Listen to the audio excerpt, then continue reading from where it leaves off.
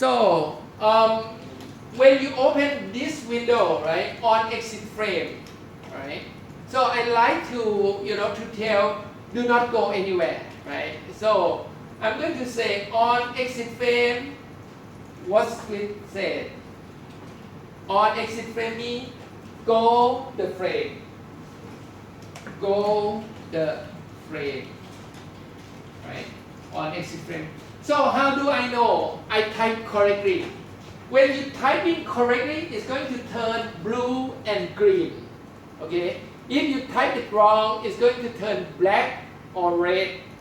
And how do I know how many commands I have? I already post the user manual on the Rasterpod. And also, if you're not sure, right, you have the dictionary right here. It's organized by letter. So how to type? But believe me, you don't need more than 10 commands to do your application. Yeah.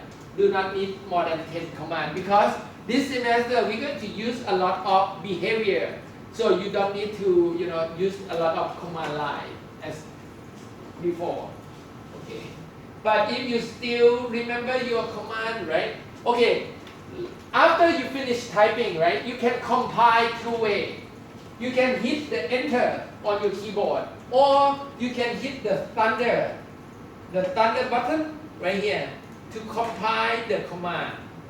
Normally I do with the enter on my keyboard, not return, enter. So when I hit enter, what happened?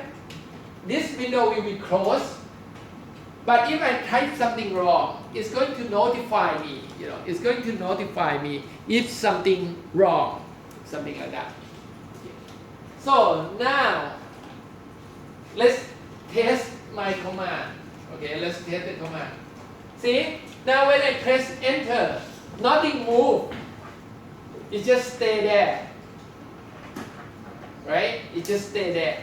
So now that means I'm going to create a behavior on this button to tell this machine to do something, right? For example, I'm going to add the command on the button. So when you click on it, it's going to do something. How do we do that? So we press stop, right? Press stop. And then you click on the button or anything that you want to add command to. You will see the mechanic yellow or yellow flower right here, right?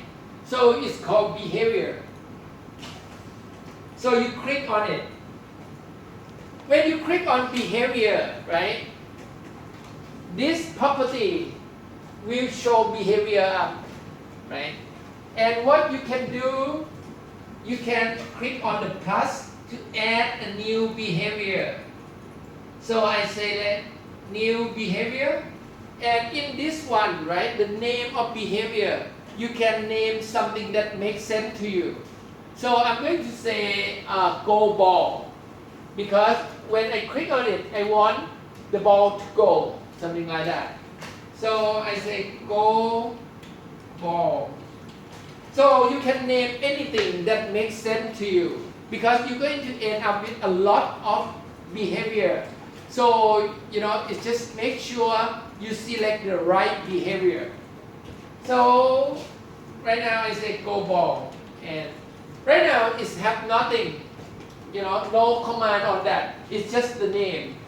And what you can do, right, you can add the script on this go ball behavior by selecting the go ball behavior. And then you click on the script window. Okay. Now, it will, let you type something, right? So in this case here, right, you want to make a button, right? When the command will trigger on the button, when your mouse extra credit, Mouse up. and yes, when your mouse up, okay, your number? You don't know. Brandon, number 27. Congratulations. I'll forget in 10 minutes. Yeah, your first extra credit. Alright, so on mouse up.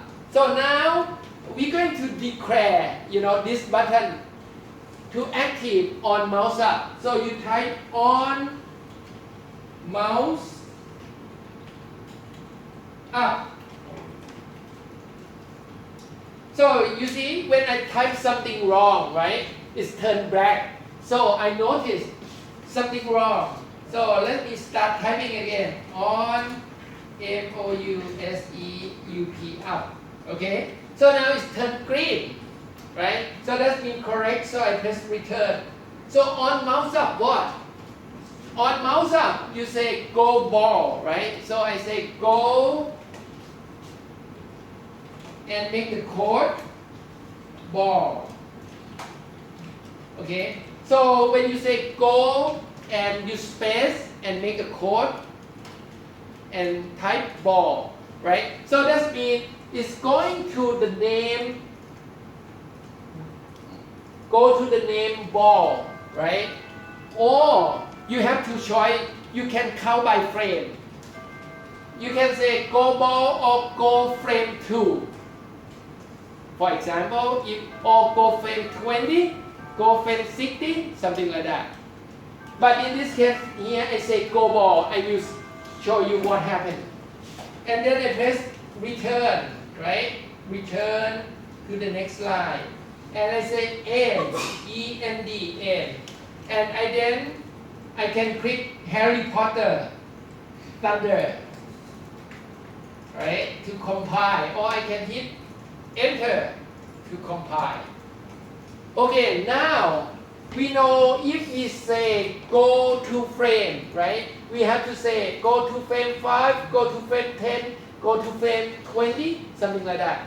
But in this case here, I say go ball, right? Ball is the name, okay? It's the name that you make it up.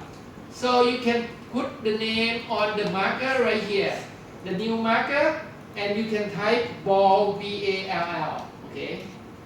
And then you can drag wherever you want. I can drag it to frame number 2, okay? Okay, so now let's take a look what happened. Rewind and play. So when I play, right, nothing happened yet. But when I click on the ball, when I click on it, you see what happened?